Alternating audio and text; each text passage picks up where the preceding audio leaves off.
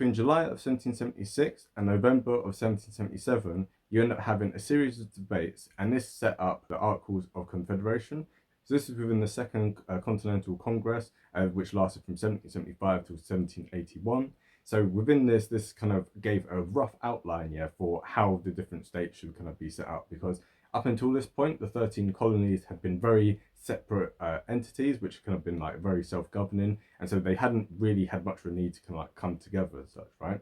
But the idea was that, you know, moving forward, these guys were going to be united in a kind of confederation, right? So the difference between a federation and a confederation is this. So in a federation, you have a central government and you have states below it, but the states are beholden to the federal government, right? So the federal government is like where like all the kind of like power is centered and stuff, and like the states are like subordinate to it.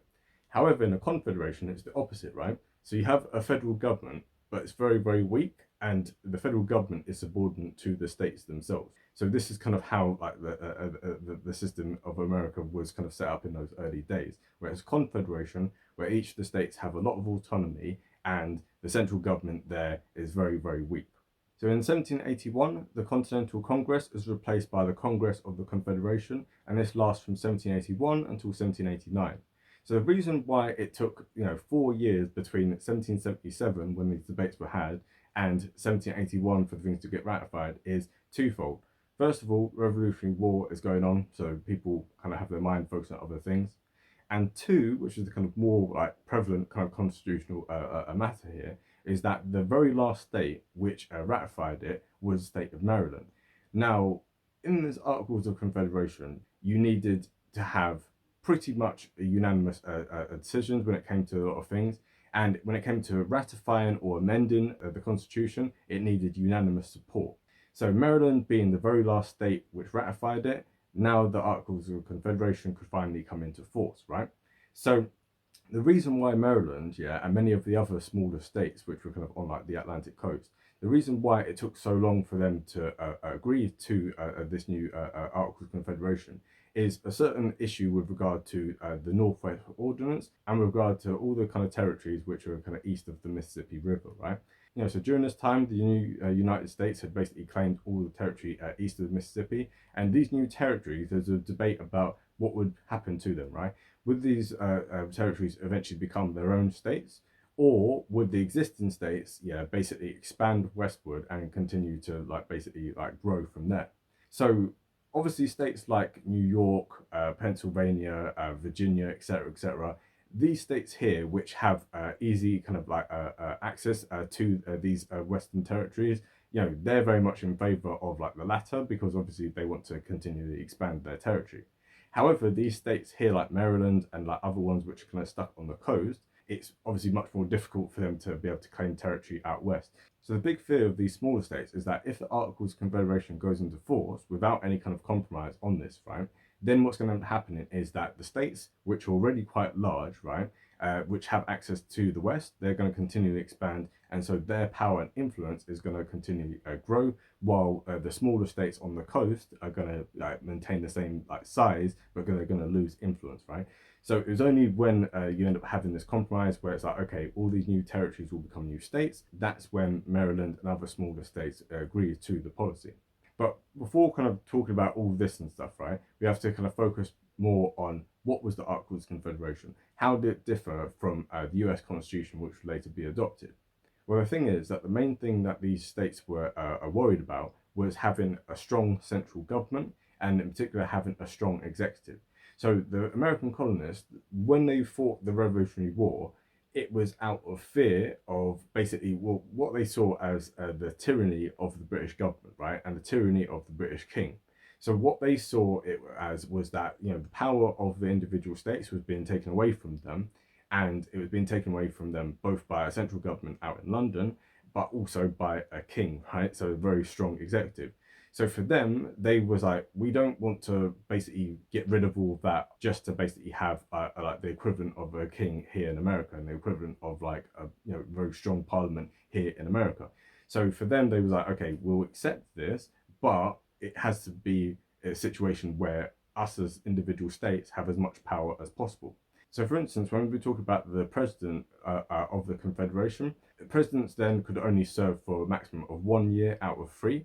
So this meant that, if you have a president serving for 1 year, he's not allowed to run again for another 3 years afterwards, right? So this basically kind of stops there from being presidents being able to take a lot of power.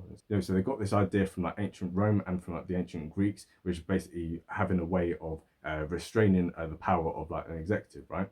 But within a period of just 7 years, so from 1781 to 1788, you end up having 10 presidents of this confederacy, right?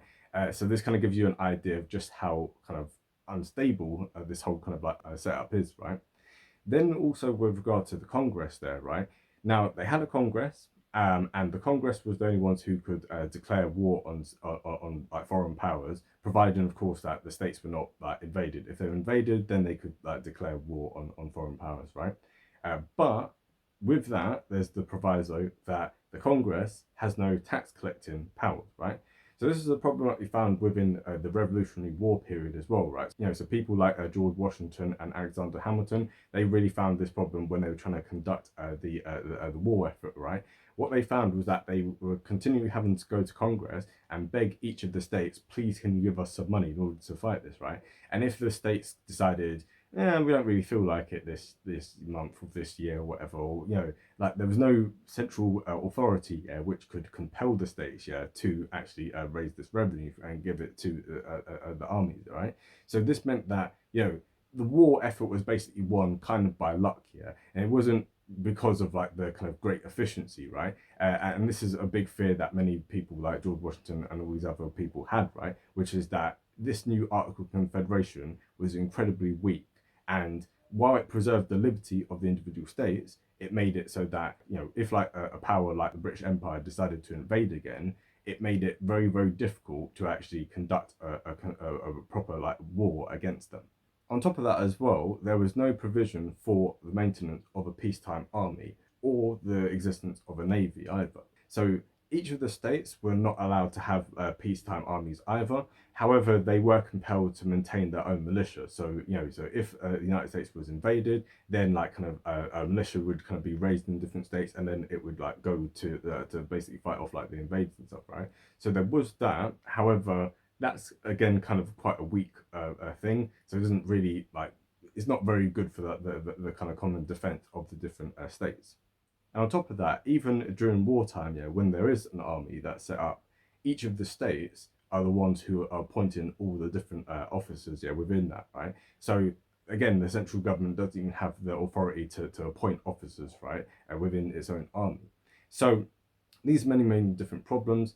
On top of that, when it comes to like the makeup of like the Congress, so each state has one vote within this. So this means that more populous states like New York and Virginia, etc., are kind of left out in this, so it's very much like each the state kind of has its own kind of vote.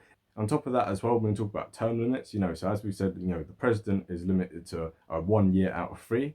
The Congress, right, they're limited to just 3 years out of 6, right? So it's again this kind of constant like rotation and stuff, just to make sure that there's never the creation of this kind of strong political class within the federal government.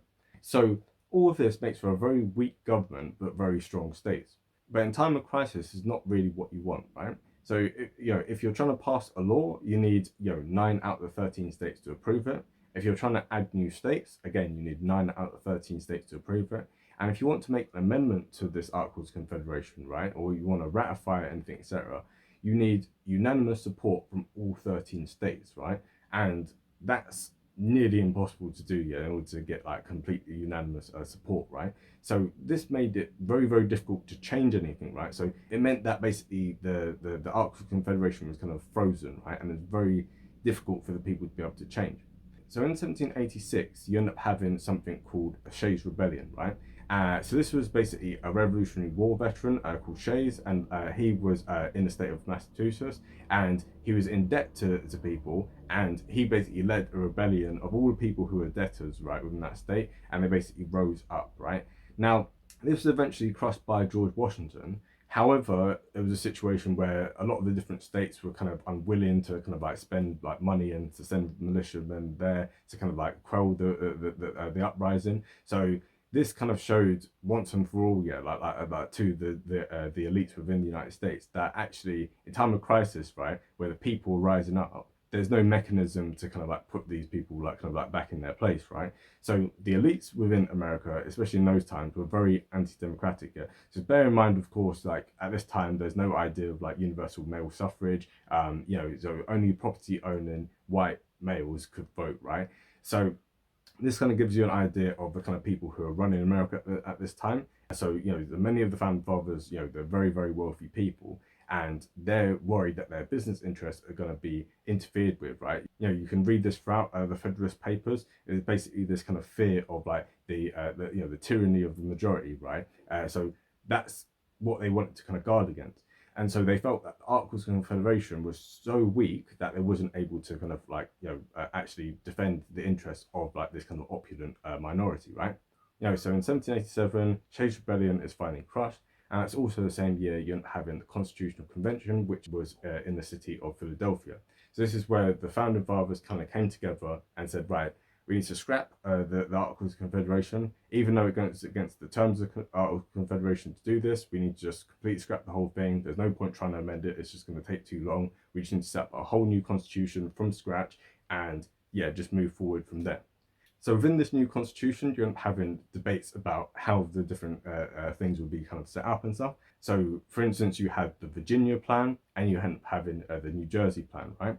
So the Virginia plan, so Virginia obviously is like, was the largest state at that point in terms of population. And so what they wanted was a bicameral legislature, which was going to be determined by population. So this obviously favored Virginia and other like larger states with larger population. So, in many ways it's more democratic, but at the same time, it doesn't really help the smaller states with smaller populations. On the flip side, having New Jersey, which is one of the smaller states, and that was very much in favor of having, each state with just one vote, and it's in a unicameral Congress, right? So rather than it being bicameral, where you have like a House of Representatives and a Senate, in this case here, it would just be the equivalent of just a Senate, right? And this would give each state just one vote within this. So what ended up being brought instead was the Connecticut Compromise, right? So this is where you're having essentially the current system that America has at the moment, where you have a House of Representatives, which is a representative of the people, and it's based on population. But you have a Senate in which each state has 2 senators, right? And in those days, before the adoption of, I believe, the 16th Amendment, or was it the 17th? I think, no, 17th Amendment, right? So in 1913, that's when senators are elected by the people of the states. But before this period, it was a situation where the state legislatures were the ones who appointed the senators. So the senators were sent to Washington, D.C. in order to represent the interest of the state which they came from. So this is how the system was basically set up. However, the easy part was just coming together and trying to work out what the new constitution should look like. The hard part was now trying to get the different states to ratify it, right? So obviously within the Articles of Confederation, this is highly unconstitutional, right? This is highly illegal what they've kind of done, right? So to completely scrap the whole thing without this unanimous approval of all the different states, this meant that a lot of the states were going to be hostile right off the bat. And so 3 of the so-called Federalists, so the people in favour of the Constitution, these became known as the Federalists. So in particular, you're having 3 of them, who were Alexander Hamilton, James Madison, and John Jay. And these 3 came together, they collaborated, right? And they decided that over a period of several months, they would come together and write what became known as the Federalist Papers, right? These are a series of 85 different essays which were published in mainly New York-based newspapers, which were obviously distributed around the country. And these basically made the argument defending the Constitution. So some of the papers are kind of focusing on like the overall reason for why we need a new constitution in general. And then other parts of it is kind of focusing more on the specific areas where they know that there will be a lot of opposition, in particular with regard to the powers of the president and with regard to the power of the Supreme Court. And there's many other kind of things within it as well, like, such as like the ability to raise taxes, etc., etc. So these things here became known as the Federalist Papers, right? Now, in opposition to these, you end up having so-called anti-Federalist papers. Now, there's far less cooperation and collaboration within the anti-Federalists, but broadly speaking, you end up having people such as Patrick Henry, George Clinton, and also Richard Henry Lee, and many others as well, right? And they kind of came together and they wrote the Anti-Federalist Papers. Now, the Anti-Federalist Papers were not fully compiled together until 1981, which kind of gives you an idea of just how disorganized their campaign was. And also as well, unlike with the Federalist Papers, where they're, the Federalists are kind of arguing for one specific thing, they're arguing for this new constitution. However, the Anti-Federalists are opposed to the constitution, but that's the only thing that unites them. So among these anti-federalists, you're having a wide range of different views, right? So some of them are basically saying, no, the constitution is terrible, and we need to just stick with the Articles of Confederation. Articles of Confederation, there's nothing wrong with it, leave it alone, it's perfect the way it is. Some of them take into consideration what the Federalists are saying and go, okay, we hear what you're saying in regard to we need a stronger national defence and etc., but there's problems with this new constitution. It gives far too much power to an executive, gives far too much power to the Congress, and also with the creation of the Supreme Court, it's very problematic, because eventually you're going to have an aristocracy, right? This is a big fear many of them have, was that instead of being a more kind of democratic republic that was going to be set up, instead what you end up having is this tiny elite of people, who are basically going to act as aristocracy. So you're going to basically replace a monarchy with an aristocracy. But then on top of that, you end up having some of the anti-federalists who are saying, okay, this new constitution, okay, we can live with it. However, there's problems with it. And the main problem is, where's the Bill of Rights, right? It doesn't have a Bill of Rights in it. So if you're going to have this new central government with all these extra powers, what guarantees are there that the people and that the states are going to still have their liberty? What's the guarantee that then that this federal government's not going to just take power away? Because there's checks and balances within the different branches within this federal government. So the presidency is kept in check by this and by that, and etc. But the problem is that what's keeping the federal government in check, right? So that's a big problem that they had, right? And actually, on this point here, the Federalists didn't really have much of a strong argument. So what ended up happening within our own timeline is that they end up being this kind of compromise where they went, okay, we'll keep the Constitution. However, we will add in a Bill of Rights, which will guarantee the rights of both the citizenry and of the individual states. And actually, the different contradictions within this are really brought to light within Madison's Federalist Paper number 38. I highly recommend that you guys listen to all of the Federalist Papers and all the Anti-Federalist Papers. You can find it in the link in the description here, which is, so you find it all on YouTube. It's for free. Just listen to them. Some of them go on for a long, long time, especially Alexander Hamilton. I find him to be incredibly boring. But still listen to it anyway. But there's some of them you can listen to a whole thing and be like, you've not really said much. But some of them are really, really good. And Federalist Paper number 38 by Madison is just fire, because what he does is he just lists out all the different contradictions. He says, you guys are saying this, these guys are saying that, these people are saying that for different, etc., etc. So he just basically lays out the anti-federalists and basically saying, you guys, your arguments are just silly, and there's no coordination between you guys. So why should we listen to you, basically? So definitely check out that one. If you listen to nothing else, just listen to that one. So now, with this alternative history, we're going to look at basically what would have happened if they hadn't come to this compromise. So what would have happened, for instance, if the Federalists didn't kind of consent to there being a Bill of Rights? That's what we're going to look into now.